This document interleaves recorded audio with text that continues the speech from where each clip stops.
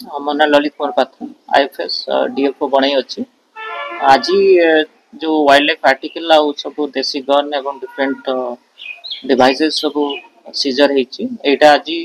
Early morning रे आम team ACF एवं रेंज ऑफिसर जर्दा एवं बणई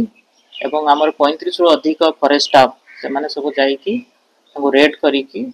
यही सब आर्टिकल सब आज धरी एवं 6 जन को ये केस रे अरेस्ट कराई।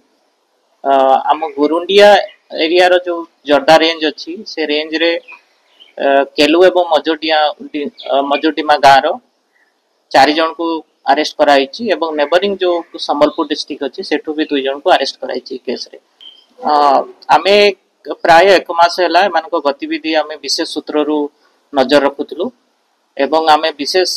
गतकाली जानी पारलु जे माने पुणी किसी शिकार करने बाहर से आमे आम पर्सनल जाइकी सेटा केमती न करि परिबे एवं केमती अप्रेहेंशन करि परिबे से उपरे आमे एक्शन नहीं। हाँ ये केस रे 2टा मोटरसाइकिल भी जबत होती मोबाइल फोन होती 6टा कंट्री मेड गन भी जबत होती सहित डिफरेंट वाइल्ड लाइफ आर्टिकल्स आम जबत कर सहित तो किसी केस ना